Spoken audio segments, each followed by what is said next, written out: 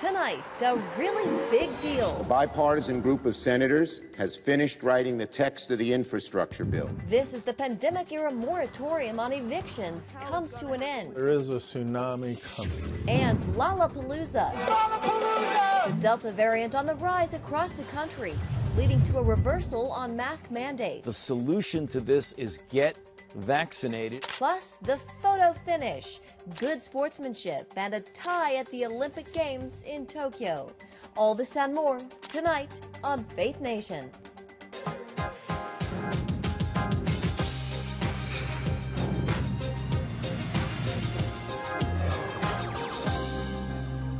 Infrastructure Week in Washington. Will we finally see Congress pass a bipartisan deal? Good evening, I'm Jenna Browder, and that is the question. Tonight, all eyes are on the Senate to see how quickly it might act on a new bipartisan bill. Last night, the bill made its way out of the committee to the Senate floor. The nearly 3,000-page document includes the most funding in years to address the nation's crumbling roads and bridges. CBN White House correspondent Eric Phillips has our top story. By all accounts, it was a long, painstaking weekend for the group of bipartisan senators working on this legislation. But in the end, the group emerged with a 2,700-page document that they believe will survive the whole Senate's scrutiny. The bipartisan infrastructure bill is designed to bring our infrastructure up to date for a new century. And that is a significant achievement. Senate Majority Leader Chuck Schumer introduced the bill to the floor late Sunday night, a move receiving rare praise from members of both parties. We will continue to once again demonstrate to our country and to the world that we can indeed do our jobs, that we can legislate, that we can work together.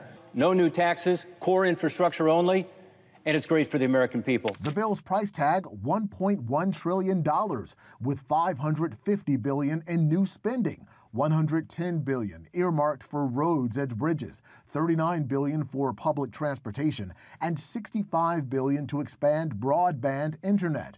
When it comes to the Senate body backing the bill, there's a sense of optimism. And you think it will pass? I do. Oh, absolutely. I do. And you see Chuck Schumer and you see Mitch McConnell both voting for the same thing. It's unbelievable. I believe the Senate can quickly process relevant amendments and pass this bill in a matter of days. At the same time, some members of the GOP are insisting that this not be rushed. Our full consideration of this bill must not be choked off by any artificial timetable that our Democratic colleagues may have penciled out for political purposes. While I salute the hard work of my colleagues who produced the base text that's now before us, their conversations can't be the Senate's last word. But even if and when the Senate passes the infrastructure bill, House Speaker Nancy Pelosi says she won't introduce it until the Senate passes the Democrats' $3.5 trillion reconciliation bill. That includes the climate and social pieces not included as part of the infrastructure bill. At the White House, Eric Phillips, CBN News. Thank you, Eric. And here with us now, David Brody, CBN's chief political analyst. David, Mitch McConnell, Chuck Schumer, seeming to work together on infrastructure. How significant is it that Republicans and Democrats are coming to terms? Well, it's a big deal. I mean, anytime Democrats and Republicans can agree on anything, to even a small degree, it becomes news. It's kind of sad, but that's where we are in America today. And let me just be very clear about all of this. We're going to do story after story about this. It's going to pass. The bill will pass. It's not even a question at this point. Yes, there's going to be an amendment process, and what day will they wrap up? All of that, yada, yada, yada. Bottom line is it will pass because you don't get this far in Washington in Congress. And Chuck Schumer would never put the bill on the floor if he didn't have the votes. He's got the votes, not just on the Democrat side, but he's got those 10 Republicans plus more. My guess is you're going to see 65 to 70 votes on this thing. David, do you think it'll pass the House, where Democrats also want to include social and climate issues in that $3.5 trillion reconciliation bill? Well, that's the big drama, and we're going to see. I mean, I think it's unknown at this point. If I'm a betting man, if you will, I'm saying yes. I think eventually it will pass the House. Why? Because you're not going to go this far and get a bipartisan deal done in the Senate for it just to fall apart in the House. So clearly Nancy Pelosi has taken the temperature of many of those moderates in the caucus. She knows the progressive squad, AOC and the like, are all going to not vote for it if that $3.5 trillion budget reconciliation bill, the human infrastructure, the social infrastructure, is not with that $1.1 trillion bill. Two separate bills, but they've got to go together. That's the big rub. We'll see. But I think ultimately when all is said and done, look, Chuck Schumer's been around for a while. Nancy Pelosi's been around since Reconstruction. They'll get it done. David, while I have you here, I do want to talk to you about elections in the GOP. It looks like former President Trump's influence is going to be put to the test in Ohio, where a Trump-endorsed candidate is facing a pretty crowded field of Republicans. Do you think this is a litmus test for the 2022 midterms? I don't know if it's a litmus test. Here's the problem with this, Jenna, and this also happened in Texas with Susan Wright. His candidate lost down there. And if you look at the candidate that won down there, that candidate was backed by Rick Perry, Donald Trump's former energy secretary. So Republicans are all kind of split on this. And even if you look at what's going on in Ohio, many of the other candidates are that, let me start this. Trump is backing one certain candidate, but many of the other candidates are backed by other Republicans. Like Rand Paul is backing another candidate, and you've got other prominent Republicans backing different ones. So you're kind of splitting the field. It'll be interesting to watch. I'm not convinced it's a litmus test. I just think it just shows that the Republican Party is trying to figure it out as they go. Yeah, we'll all be watching. All right, David Brody, good to see you. Thank you. You too, Jenna. Well, with COVID on the rise in nearly every state now, breakthrough infections are becoming more and more common. A growing number of people who are fully vaccinated falling ill to the virus. The CBN correspondent Brody Carter is breaking down the numbers as public health officials are using everything in their arsenal to fight COVID. Brody? First, Jenna, a huge milestone for the nation. The White House reporting 70% of adults have received at least one shot of the vaccine. The Biden administration originally shooting for that goal to be accomplished by July 4th. And now with the deadly Delta variant starting to rear its ugly head, government leaders and public health officials, they're scrambling to crack the COVID code. So we're looking not, I believe, to lockdown, but we're looking to some pain and suffering in the future because we're seeing the cases go up. Monday, 46 states reporting a COVID increase, many considered substantial, where the average number of new cases per day grew 55% over the past week, according to the CDC. We want to strongly recommend that people wear masks in indoor settings, even if you're vaccinated. And breakthrough cases, those are becoming a rising threat. 3/4 of those infected during separate outbreaks in Los Angeles and Provincetown, Massachusetts, were reportedly fully vaccinated. Masks were not being used. There was very little social distancing, at least in my activities.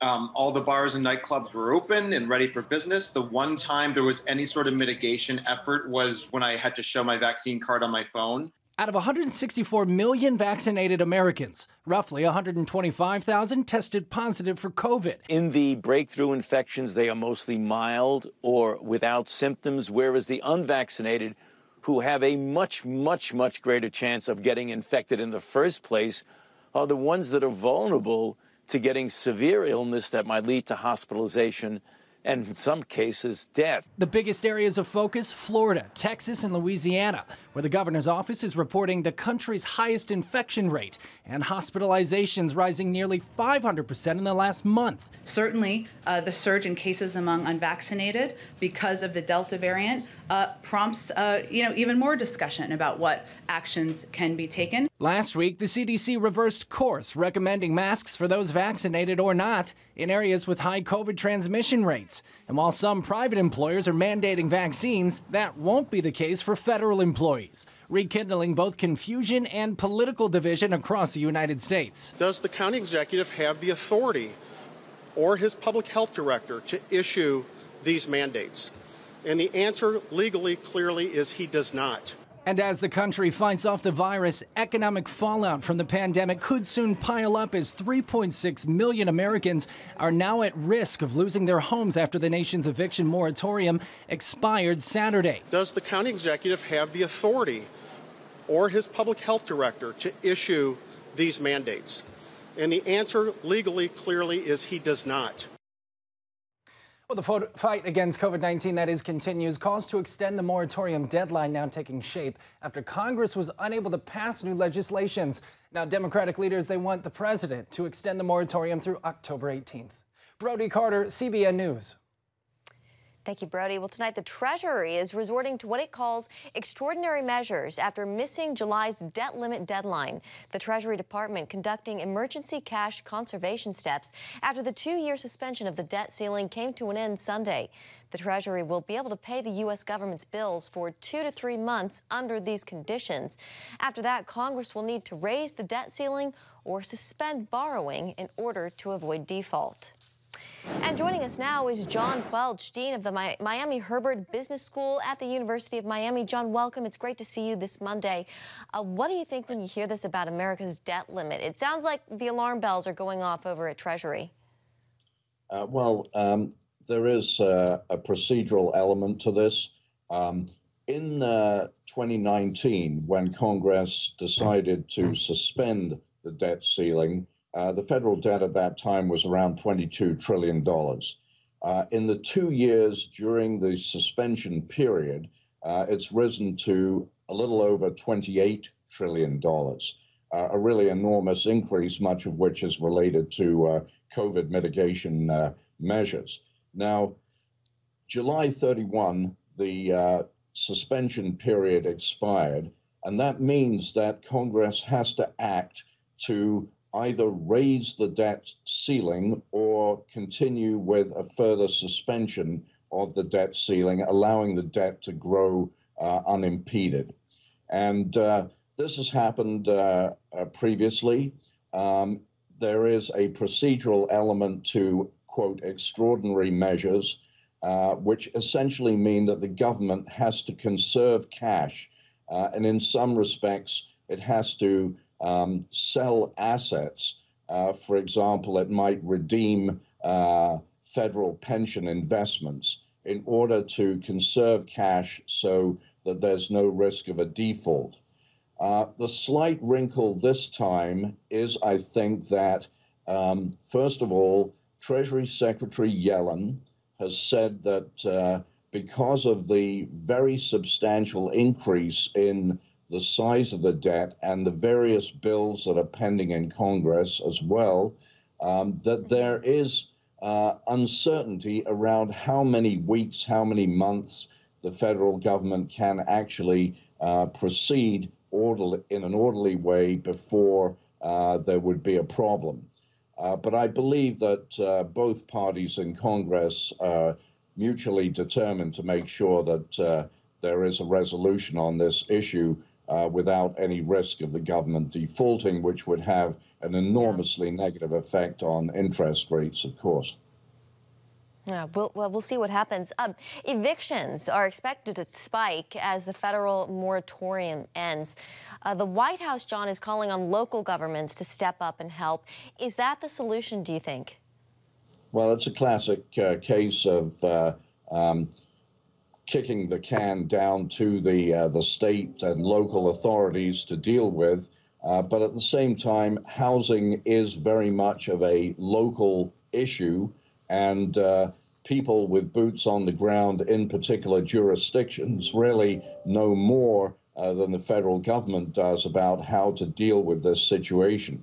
And there is, of course, a wide degree of political disparity among folks who want to maintain the moratorium and keep it alive, while at the same time there are others who think that this has gone on long enough. So one way of resolving that kind of dispute at the federal level is to essentially give more authority to state and local jurisdictions to execute as they see fit. John Welch with the University of Miami, we always appreciate your expertise. Thank you for joining us.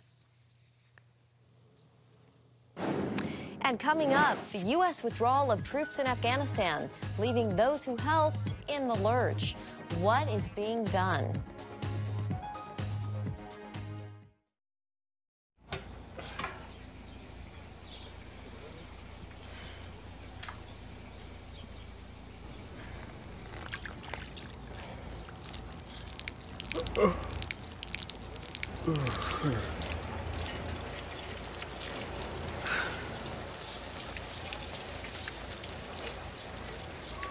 Life is better with a good night's sleep.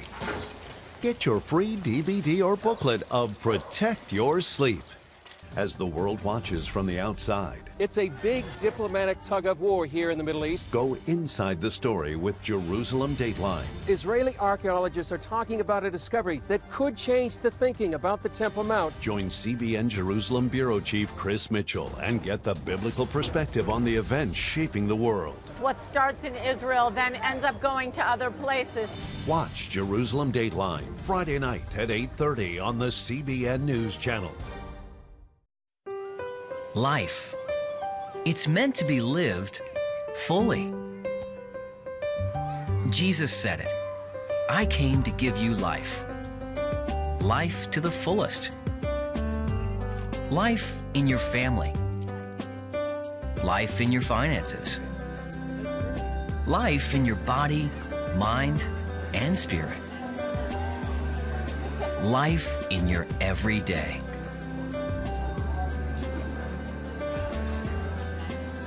At CBN.com, we're taking what Jesus said seriously. We're here to help you discover life. Life. Live it fully. CBN.com.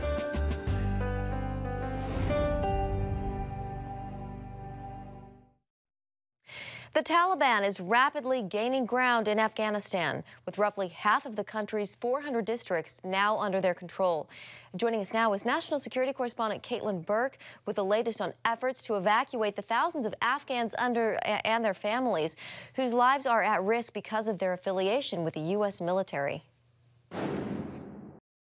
Jenna, a big announcement from the State Department this morning. In light of increasing levels of Taliban violence, they've expanded the pool of Afghans eligible for resettlement. Today, the State Department is announcing a new resettlement program for Afghans who assisted the United States, but who do not qualify for special immigrant visas.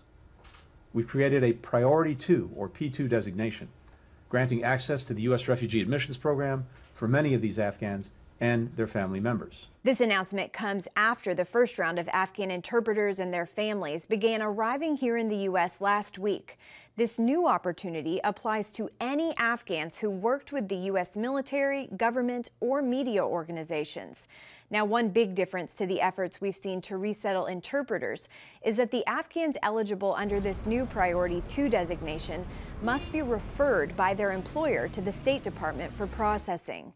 They're also responsible for getting themselves and their families out of Afghanistan without U.S. assistance. As we see again and again, people have to do very difficult things to make sure that they can find safety and security, and we will do everything we can to help them, including making these different avenues of arrival to the United States for this group of people possible. Politico reports that State Department officials are in discussions with neighboring countries about an increase in refugees coming from Afghanistan. All right, Caitlin, thank you very much. And up next, a bombshell UFO report stirring up questions over whether space aliens have been visiting Earth. On October 1st, 1961, history was made when a tiny station began transmitting the first signals of the Christian Broadcasting Network. CBN, the Christian Broadcasting Network. And now, a new era has begun with the all-new CBN News Channel. Just moments ago, the Iron Dome intercepted an incoming rocket right on the Gaza border. Administering in this area, spiritual warfare is definitely involved. A 24/7 news network, bringing you the news you want from a source you can trust. In Kenya, 40% of the medical services are actually provided by these Christian hospitals. Let's talk about the economy. Believers here are joining together to win people to Jesus Christ. All your favorite shows now in one place. Go to cbnnewschannel.com to find out how to get the CBN News Channel on your TV all day, every day.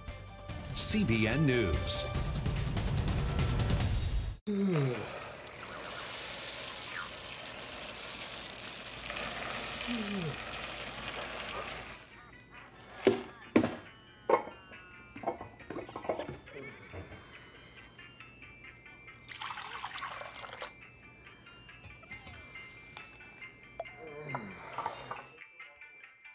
Life is better with a good night's sleep.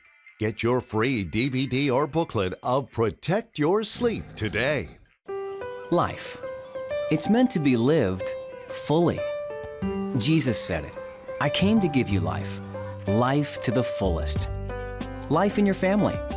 Life in your finances. Life in your body, mind, and spirit. Life in your everyday.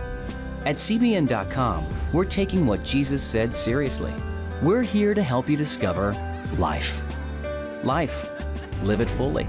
CBN.com. The release of a U.S. government report analyzing UFO activity is stirring up more questions than answers.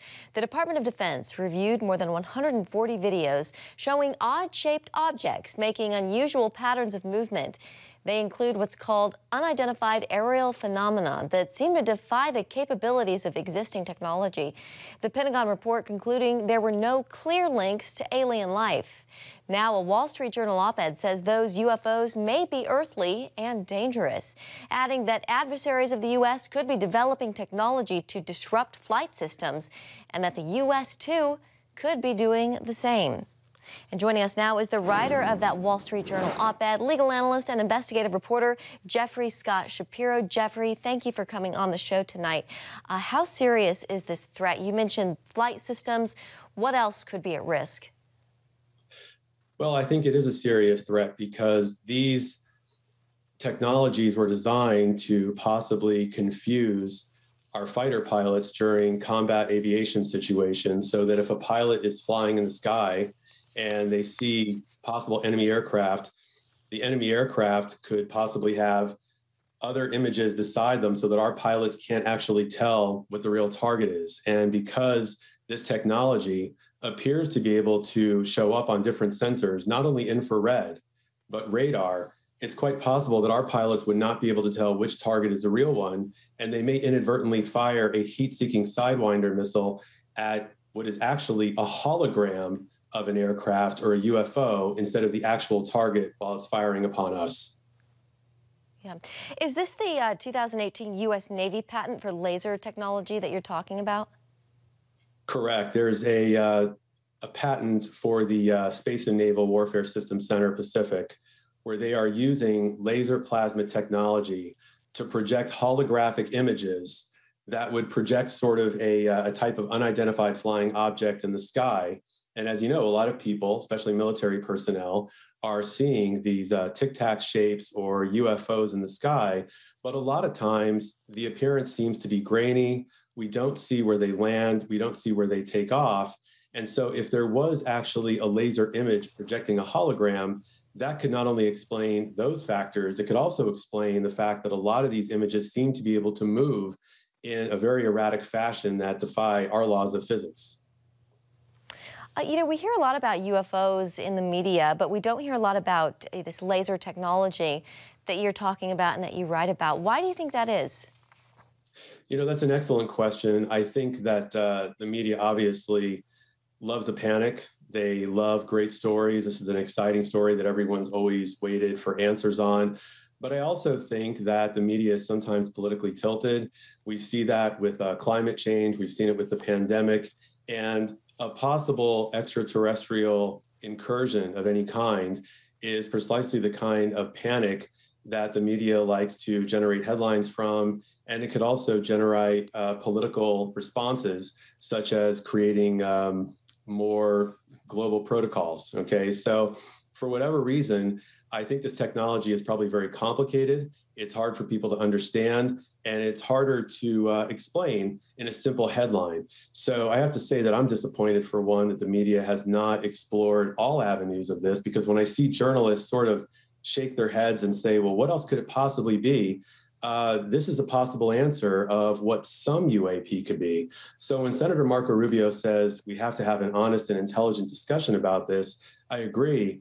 But I think that an honest and intelligent discussion includes everything, and that means complicated weaponry as well. Well, we appreciate your op-ed that you put in the Wall Street Journal. It's UFOs may be earthly and dangerous, and we would direct all of our viewers to go ahead and read that. Jeffrey Scott Shapiro, it's great to have you with us. Thank you. Thank you. And still ahead, sportsmanship winning out at the Olympics. You're watching CBN's Faith Nation.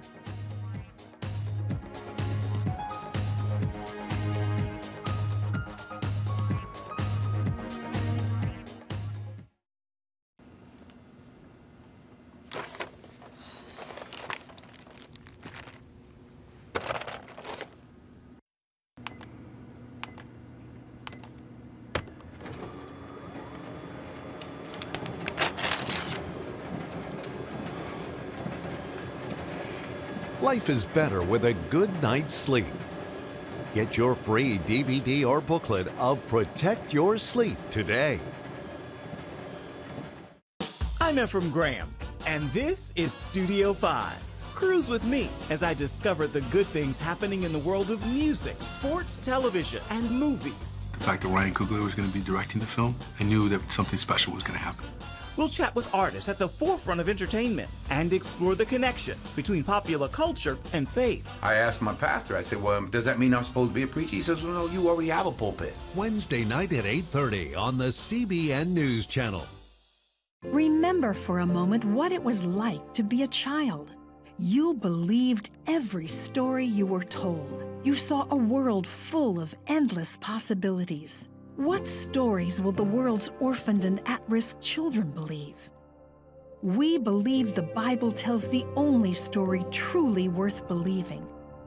We believe that every child should have the opportunity to dream, the chance to take challenges and turn them into possibilities, the chance to stand on the promises of God, to recognize their place in the greatest story ever told. They have their whole lives ahead of them. Theirs is a world of endless possibilities. They are looking for a story to believe. We will tell them that story. Will you join us?